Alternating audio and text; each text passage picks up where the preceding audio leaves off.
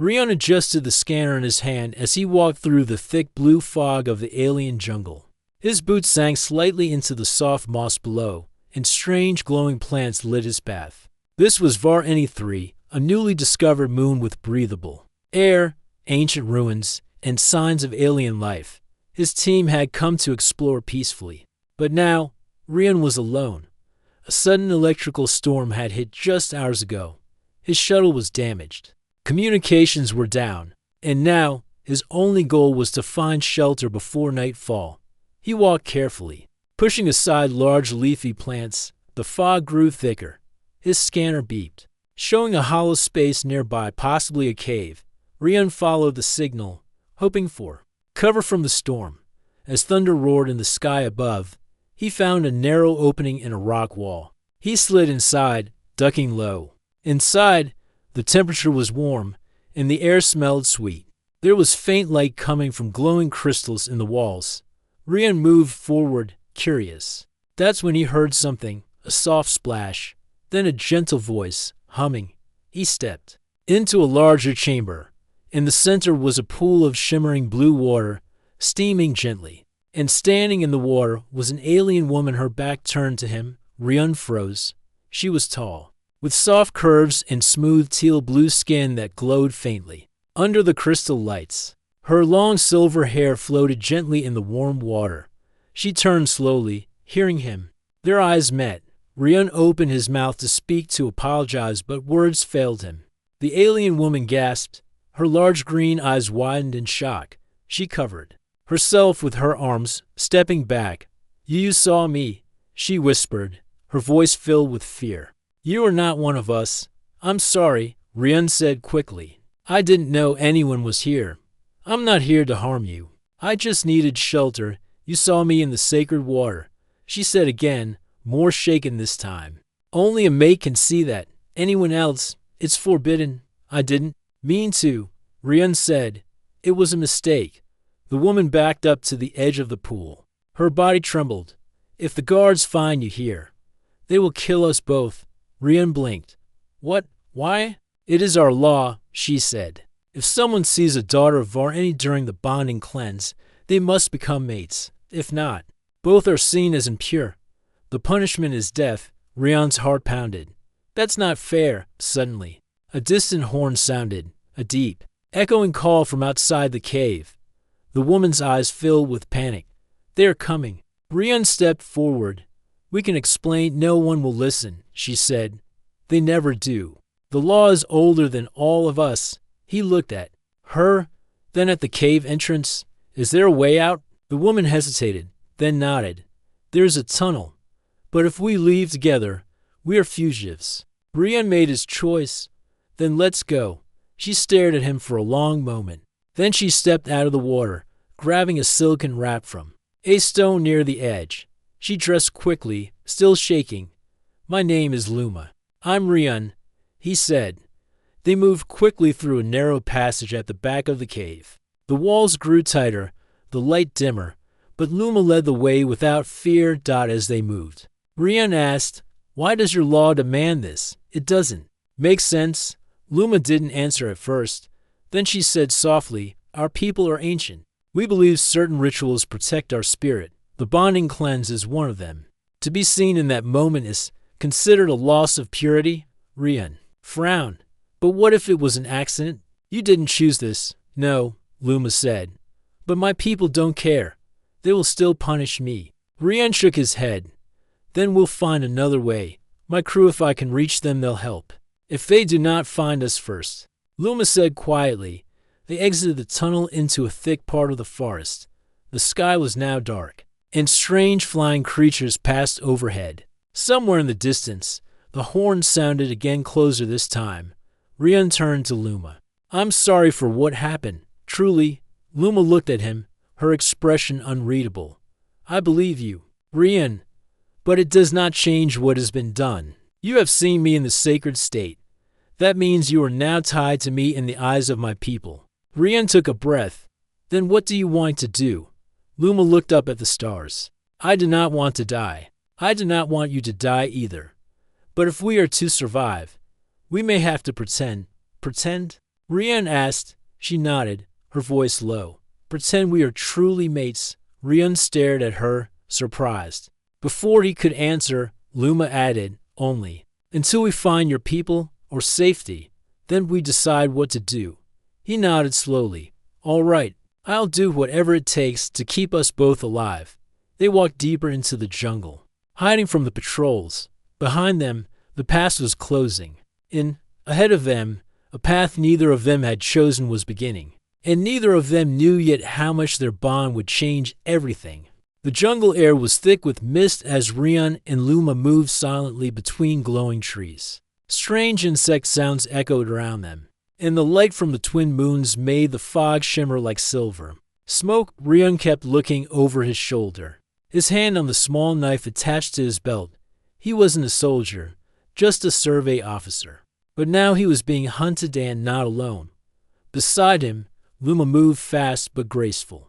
Her teal-blue skin blended with the soft shadows of the forest. She didn't speak much as they walked, but her eyes stayed sharp, watching every movement in the dark. Finally, after nearly an hour of walking, Luma stopped and pointed to a large, root-covered tree. We rest here, she said. Rian nodded, breathing heavily. He sat down, back against the tree, and closed his eyes for a moment. Do they always hunt people this fast? He asked. Luma sat across from him, hugging her knees.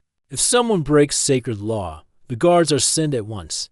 They will not stop until we are found. Rian opened his eyes. This law, it doesn't seem fair. It is not about fairness. Luma said softly, it is about honor, tradition. He looked at her.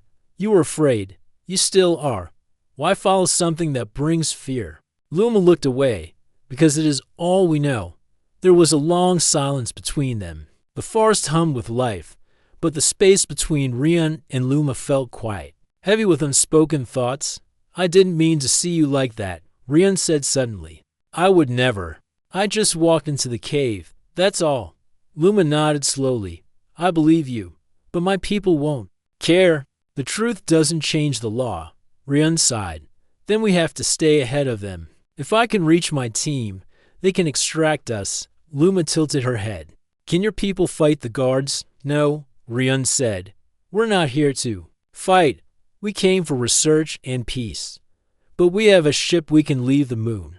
Luma's eyes widened. Leave Varani 3. Yes, she looked down at her hands. I have never left my home before. Do you want to? Rian asked. Luma didn't answer. A sudden snapping sound from the trees made them both freeze. Rian quickly stood up and pulled Luma behind the tree.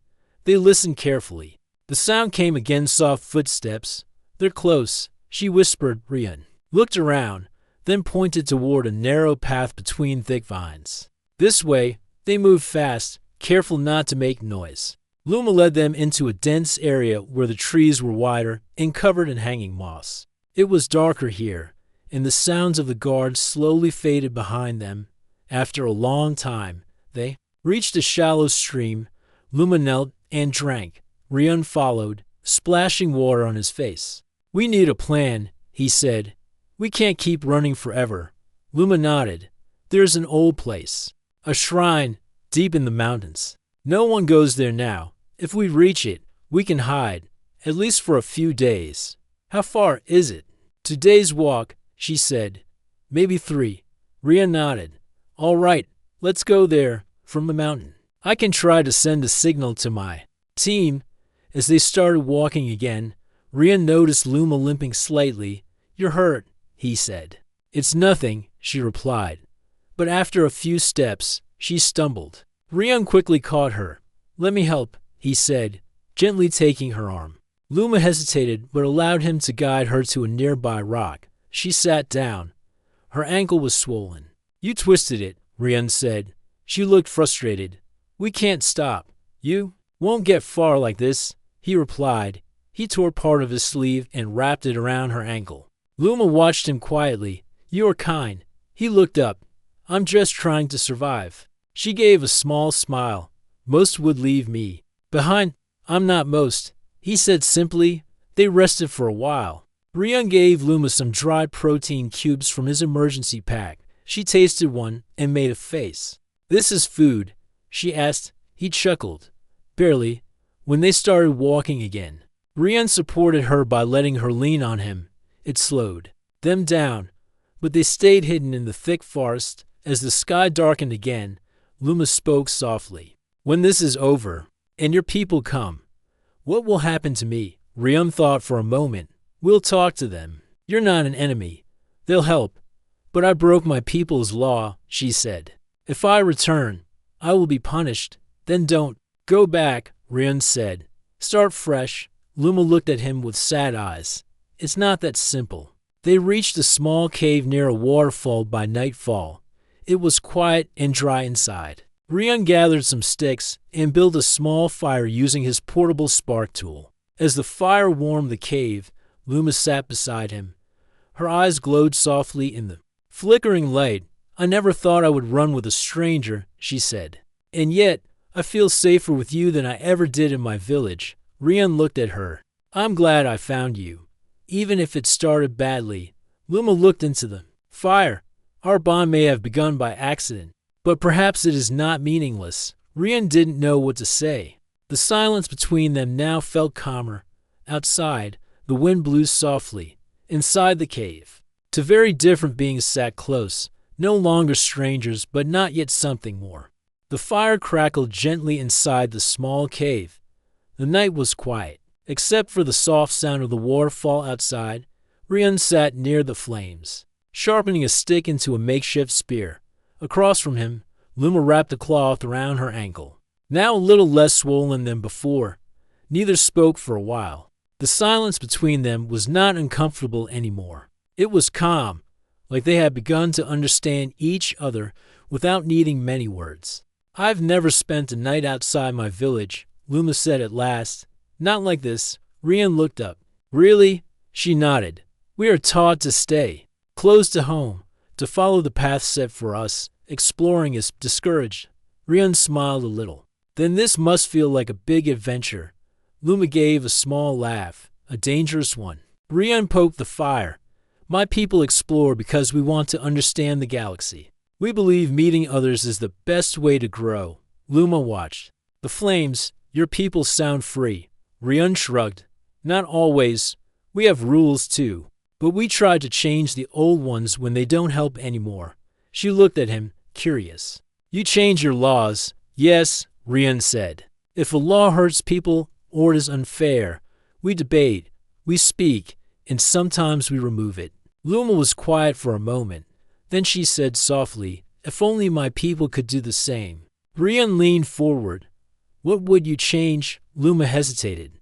"The bond law. It is too harsh. It turns accidents into punishments." Rian nodded. "Like what happened to us." She met his eyes. "Yes." Their gaze held for a moment. Then Luma looked away. "We should sleep. Tomorrow we climb." Rian agreed. He gave her his blanket. Even though she refused at first, "You need it more than me," he said. As they lay down on opposite sides of the fire, Rian stared up at the rocky ceiling. He thought about how quickly everything had changed. One wrong step into a cave had led him here, running through alien forests, hiding in caves, and protecting someone he had just met. But somehow, it didn't feel wrong. Morning came slowly, with soft golden light pouring through the cave entrance. Rian stood by the stream, splashing cold water on his face. Luma joined him soon, limping less than before. "We should reach the lower mountain by evening," she said. Rian nodded. "Good. The higher we go, the better chance I'll have to send a signal." They gathered their supplies and moved forward. The trees grew thinner as they climbed, replaced by stone paths and thick vines. Strange bird-like creatures flew overhead, and the air felt cooler. As they walked, Luma pointed to an old stone pillar half covered in moss. "That's a marker," she said. "We're on the right path." "What is this place?" Rian asked. "An old road to the sacred shrine," she replied. "No one comes here anymore. Not since the war long ago." "War?" "Yes, between clans. The shrine was neutral ground, but after the fighting, it was left behind, forgotten." Rian looked at the mountain ahead. "It might be the safest place for us now." They kept climbing. The path became steeper, and Luma struggled with her ankle. Rian offered his arm again, and this time, she didn't hesitate to take it. "I never expected help from a human," she said quietly. "And I never expected to hold hands with an alien," he replied with a smile. Luma smiled back. As the sun began to lower, they reached a wide ledge that overlooked the jungle below. The view was breathtaking. The twin suns reflected off the river far below, and glowing plants lit up the forest like stars. They sat down to rest. Rian took out his transmitter. It was still damaged, but maybe higher ground would improve the signal. He switched it on, static. He adjusted the antenna. A soft beep. Luma leaned in. "Is it working?" "Almost," Rian said. "If I can get one clear message out." A sharp crack echoed from the trees below. Both of them froze. Another sound, boots on stone. "They followed us," Luma whispered. Rian grabbed the spear. "Can we hide?" Luma pointed to a narrow opening in the rock nearby. "Old prayer tunnel. Come." They slipped inside just as shadows appeared on the ledge behind them. Inside the tunnel, it was dark and cold. Rian turned on a small light. The walls were covered in faded carvings, images of stars. Hands joined together, and ancient symbols. "This place is old," he said. "Older than my village," Luma whispered. "A place of peace, now forgotten." They followed the tunnel until it opened into a hidden room. In the center stood a stone platform surrounded by symbols. "This is the inner shrine," Luma said. "My ancestors came here to bond without rules, without fear." Rian looked around. "So it was a place for choice, not force." "Yes," she said. "Before the law turned it into something else." She stepped onto the platform and looked back at Rian. "Maybe we were meant to find this place." He joined her. "Maybe." Their eyes met again. The tension between them was softer now, replaced by a growing sense of trust. Rian broke the silence. "You said bonding was sacred. What did it really mean?" "Before the law, it meant to souls choosing each other freely," Luma answered. "Without fear of punishment or duty." Rian nodded slowly. "That sounds right." They stood quietly in the center of the old shrine, to strangers from different worlds, now tied by something neither of them planned. Outside, the jungle wind howled, and the search party moved closer. But inside the forgotten shrine, something new had begun, something stronger than law and freer than fear. The old shrine was quiet, hidden deep inside the mountain. The thick stone walls kept the outside sounds low, but Rian could still feel the danger nearby. Somewhere out there, the guards were looking for them. He stood near the entrance of the hidden chamber, holding his small transmitter. The device was shaking in his hand, not from fear, but from hope. The higher ground had helped. For a few seconds earlier, he had heard a small voice through the static. A reply. He tried again. "This is Rian, human crew member of survey ship Horizon. I'm alive. I have found friendly alien local. We are being hunted. We need help. Coordinates." To follow, a crackle, a faint beep, then silence. Rian stared at the device. "Did the message go through?" "I think it worked," he said, turning to Luma, who sat near the center of the shrine. She looked up. "You reached your people?" "I hope so," he said. "Now we just have to wait." Luma touched the old carvings on the wall beside her. This place was once a home for outcasts, a shelter. Even now, I feel safe here. Rian sat beside her. "You don't have to run anymore. If my team arrives, they'll help you." She looked unsure. "Will they accept me?" "I'm not human." "They will," Rian said.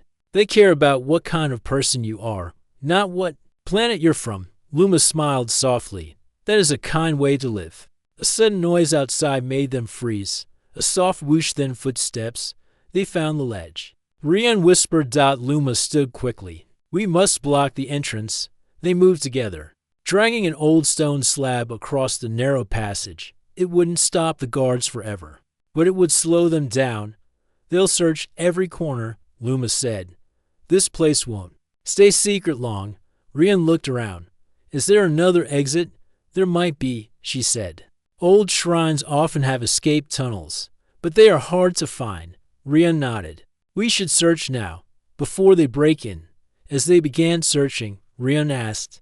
How did this law come to be? The one that says we must bond or die? Luma touched the wall, running her fingers along the old lines after the war between clans. The leaders created new laws to control the people.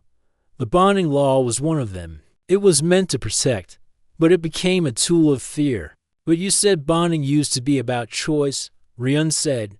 It was, Luma replied, in this shrine. Long ago, my great-grandmother chose her partner freely. No council, no law, just heart. She looked at him. Now, we are punished. For accidents, for being seen, for being near each other, Rian sighed. Then maybe we're here for a reason. To show that something better is possible. Just then, Luma called out. Here, behind one of the large carved stones, a small opening was hidden. It led into a narrow tunnel, sloping downward. This must be it, she said. They gathered their things and entered the tunnel. It was dark and narrow, but Rian's light showed the path ahead. The air grew colder as they moved forward. Luma limped slightly, but didn't complain. Rian walked close beside her, ready to catch her if she slipped out. After a long time, they came out onto a high rocky slope. From there, they could see the wide valley below. The jungle stretched for miles, glowing softly under the twin moons, and there, in the far distance, a blinking red light in the sky. Rian's eyes widened. That's my ship. Luma followed his gaze. They heard you? Relief filled Rian's chest. They're coming. They found us. But the moment of peace was short. Behind them, a loud shout echoed from the shrine. The guards have found the hidden tunnel. They're close, Luma said, fear in her voice. Rian turned to her. We have to move now. Can you make it? She nodded. I will try. They began climbing down the rocky slope. The path was dangerous, and small stones slipped under their feet. But they didn't stop. Suddenly, a figure appeared behind them, one of the Vareni guards. Tall and dressed in dark armor, he raised his spear. Stop, he shouted. You cannot escape. Luma froze. Rian stepped in front of her. She didn't break the law. I did. Let her go. The guard stared at them both. You saw the sacred bond. You were not chosen. I didn't mean to, Rian said. But I chose her after. Isn't that what matters? The guard didn't move. Then Luma stepped forward. No law should punish someone for an accident. We're not enemies. We just want to live. The guard's eyes narrowed. If you are truly bonded, prove it. Luma looked at Rian. Her hand reached for his. He took it without hesitation. We may be from different worlds, she said, but we are one path now. The guard hesitated, then lowered his weapon. Go. I saw nothing. He turned and disappeared into the shadows. Rian and Luma stared at each other, breathing hard. That was close, Rian whispered. Luma gave a small smile. He saw something in us. Rian looked back at the sky. The blinking red light was closer now. Come on, he said. Let's get to the landing site. Together, they began the last walk across the ridge, heading toward the signal, the light of rescue, and the start of something new. Days passed quietly aboard the space station. The hum of machines, the soft footsteps of the crew, and the endless stars outside the window were the new normal for Rian and Luma. But inside them, a change was growing, a new beginning. After the first meeting with the command officers, Luma had been given time to rest and learn about this new world. She had many questions, and Rian was patient with every one of them. One morning, as sunlight filtered softly through the window, Luma stood by the observation deck, watching Earth spin slowly below. You're home, she whispered. It is beautiful and full of life. Rian joined her. It's a good place. You'll like it here. She turned to him. I am afraid, not of your people, but of losing who I am. Rian took her hand gently. You don't have to lose yourself. You can be both, the Luma of your people and part of this new world. Luma looked into his eyes. Searching for truth. Can I really? You already are, he said softly. That day, Rian and Luma met with the station's cultural advisors. They explained the importance of understanding each other's backgrounds and traditions. Luma listened carefully, then shared stories of her home, the sacred cleanses, the ancient laws. and the hopes her people once had for peace. The advisors smiled. Change is possible, one said. Your story could help build a new future between worlds. Luma felt warmth in her chest. Hoped out over the next weeks, Rian helped Luma adjust. She tried Earth food, learned new customs, and even helped translate messages between the station and her home planet. Slowly, the fear that had shadowed her began to fade. One evening, they walked through the station's gardens, a small place, filled with earth plants and flowers. The air smelled fresh and sweet. Rian stopped and looked at her. Luma, this journey was never about law or fear. It's about trust, about choosing each other. She smiled, her eyes shining. I never thought I could feel this way. He reached out and gently brushed a strand of silver hair from her face. Neither did I. Months later, Rian received news from his home base. Peace talks were beginning between the clans of Lumas. People, the old laws were being questioned. The leaders were open to new ideas. Rian and Luma stood side by side, watching a broadcast about the future of Vareni 3. This is our chance, Luma said softly, to change what was broken. Rian nodded. Together. One calm evening, under a blanket of stars, Rian and Luma stood on the observation deck once more. The earth below glowed like a jewel in the night. Luma took Rian's hands in hers. You saved my life. You gave me hope. You showed me that love is a choice, not a law. Rian smiled. And you taught me courage. To stand for what is right. She looked up at the stars, then back at him. Will you stay by my side? Not because you must, but because you want to? He pulled her close. Always. They held each other, knowing their story was just beginning. Two souls from different worlds, united by choice and trust, ready to face the future together. The sky above was now darker, with silver clouds drifting over the glowing jungle below. The red light in the sky blinked faster, brighter. It was a signal from Rian's crew. A rescue shuttle was on its way. But between them and that rescue stood a long rocky path. In the unknown, Rian tightened the strap of his backpack and turned to Luma, who stood beside him on the mountain ridge. Her breathing was slow, but steady. Are you ready? He asked. Luma nodded. Yes, my ankle still hurts, but I can walk. Rian looked at the sharp slope ahead and offered his hand. We'll walk together. Luma hesitated for a second, then placed her hand in his. It was warm, gentle, and calm. The two began climbing down the mountainside, stepping over rocks and broken roots. The wind was stronger here, and the sound of the jungle was far away, now replaced by the quiet whispers of high places. And old memories? Luma glanced back at the shrine behind them. That place, I'll never forget it. Me neither. Rian said, It saved us. It changed us, she added. They moved in silence for some time. Rian kept checking his transmitter. The signal was still weak, but it was there strong enough to keep hope alive. Suddenly, a strange growl echoed. From the rocks below, Rian stopped. Did you hear that? Luma nodded slowly. Yes. That was not a guard. From between the stones ahead, a large creature appeared like a mix of a bear and a lizard. It had rough black scales, for strong legs, and glowing yellow eyes. It sniffed the air, then growled again. Rian held out his arm to shield Luma. Stay. Behind me, the creature stepped forward, low and ready to charge. Luma whispered, It's a mountain stalker. They don't like bright lights. Rian quickly pulled out a flare from his emergency kit. He clicked it on, and bright white light burst out, glowing like a small sun. The creature roared in pain and backed away, its eyes closing tightly. After a few seconds, it turned and ran back into the rocks. Rian let out a breath. That was too close. Luma smiled faintly. You really are full of surprises. I try, he said with a grin.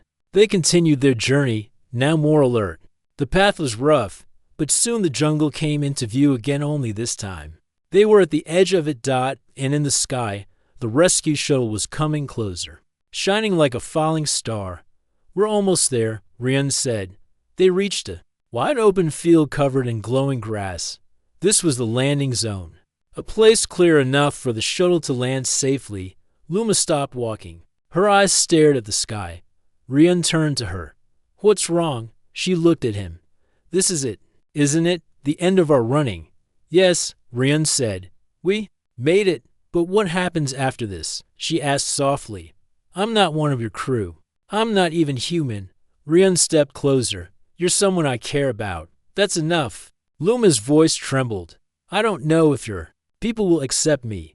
They will, Rian said, because I will speak for you. I'll tell them everything. That you helped me, saved me, stood by me. You're brave. You're kind. They'll see that. Luma looked into his eyes. And if they tell me to leave, Rian smiled. Then I'll go with you. She stared at him in shock. You would leave your people? He nodded. I would follow you, Luma. Not because I must, but because I choose to. For a moment, they just stood there. Two lives that began on different stars, now tied together. The roar of engines filled the sky. The shuttle was landing, dust and wind rising as its legs touched the ground. The hatch opened. A human officer stepped out, followed by a small team. They held scanners, medkits, and cautious eyes. Rian. One of them called. Rian raised his arm. We're here. The team hurried forward. The officer stopped a few feet away, eyes on Luma. Is she with you? He asked. Rian nodded. Yes. This is Luma. She helped me survive. She's under my protection. The officer looked at Luma, then at Rian. We don't know anything about her species. We don't know what rules she's broken or what danger she may bring. She's not dangerous, Rian said. She's been hunted for something she never chose. She saved me more than once. If she can't come with us, then I stay. There was silence. Luma looked down, ready to walk away. But then the officer stepped forward and held out his hand. All right, she's welcome. Luma blinked. Truly? The officer smiled. If Rian trusts you, that's enough for now. Let's get you both inside. We'll figure out the rest later. Rian turned to Luma. Ready, she took his hand. Yes, let's go. They walked into the shuttle together. Behind them, the mountain stood tall and silent, watching as the story of the old law faded and a new story began. Days passed quietly aboard the space station. The hum of machines, the soft footsteps of the crew, and the endless stars outside the window were the new normal for Rian and Luma. But inside them, a change was growing, a new beginning. After the first meeting with the command officers, Luma had been given time to rest and learn about this new world. She had many questions, and Rian was patient with every one of them. One morning, as sunlight filtered softly through the window, Luma stood by the observation deck, watching Earth spin slowly below. Your home, she whispered. It is beautiful and full of life. Rian joined her. It's a good place. You'll like it here. She turned to him. I am afraid, not of your people, but of losing who I am. Rian took her hand gently. You don't have to lose yourself. You can be both, the Luma of your people and part of this new world. Luma looked into his eyes. Searching for truth. Can I really? You already are, he said softly. That day, Rian and Luma met with the station's cultural advisors. They explained the importance of understanding each other's backgrounds and traditions. Luma listened carefully, then shared stories of her home, the sacred cleanses, the ancient laws, and the hopes her people once had for peace. The advisors smiled. Change is possible, one said. Your story could help build a new future between worlds. Luma felt warmth in her chest. Hoped out over the next weeks, Rian helped Luma adjust. She tried Earth food, learned new customs, and even helped translate messages between the station and her home planet. Slowly, the fear that had shadowed her began to fade. One evening, they walked through the station's gardens, a small place, filled with earth plants and flowers. The air smelled fresh and sweet. Rian stopped and looked at her. Luma, this journey was never about law or fear. It's about trust, about choosing each other. She smiled, her eyes shining. I never thought I could feel this way. He reached out and gently brushed a strand of silver hair from her face. Neither did I. Months later, Rian received news from his home base. Peace talks were beginning between the clans of Luma's people. The old laws were being questioned. The leaders were open to new ideas. Rian and Luma stood side by side, watching a broadcast about the future of Vareni 3. "This is our chance," Luma said softly, "to change what was broken." Rian nodded. Together, one calm evening, under a blanket of stars, Rian and Luma stood on the observation deck once more. The earth below glowed like a jewel in the night. Luma took Rian's hands in hers. "You saved my life. You gave me hope. You showed me that love is a choice, not a law." Rian smiled. "And you taught me courage, to stand for what is right." She looked up at the stars, then back at him. "Will you stay by my side? Not because you must, but because you want to?" He pulled her close. Always. They held each other, knowing their story was just beginning. Two souls from different worlds, united by choice and trust, ready to face the future together.